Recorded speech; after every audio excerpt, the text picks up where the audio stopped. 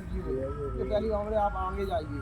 धर्म अर्थ मतलब पैसा धन, अपन जैसे आदमी लोग कमाते हैं तो अपन खर्चा भी करते रहते हैं जब जैसा ज़रूरत होती है उसके अनुसार। तो एक बार अपन कहीं जरूरत पड़ जाती है वो सोच लेते हैं जा रहा चला जान दो पैसा अपना काम हो रहा है, लेकिन माता भैरव का ये भाव होता है कि अगर 100 रुपये कहीं जा रहे हैं तो प्रयास करती है कि 2-5 रुपये बच जाए, 10 रुपये बच जाए हमारे बच्चों या परिवार के लिए काम में आएंगे। तो ये आर्थिक के मामले में भी बहुत मतलब चालाक रहती है।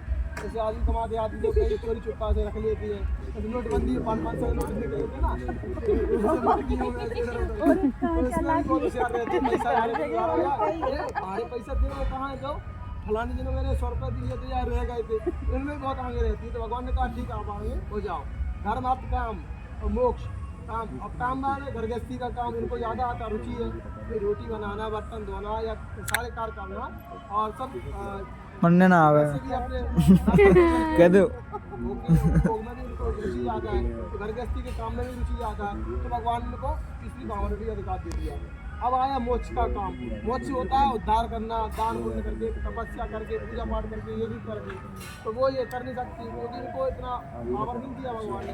तो इनका धर्म क्या है कि पति की सेवा करना, माता पिता की सेवा करना, घर गृहस्थी के आश्रम को संभालना, ये इनकी पूजा होती है।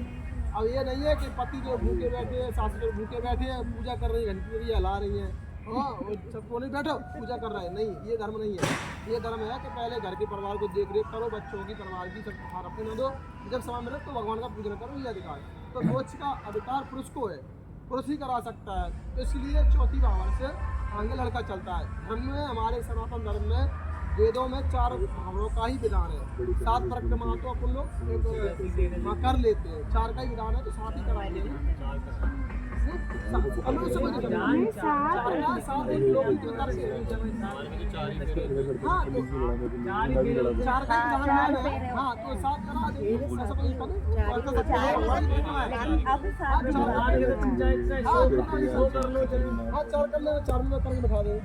चौथी बार चलिए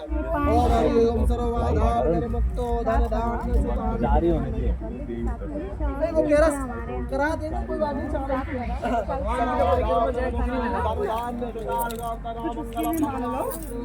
उसकी चलेगी ऐसी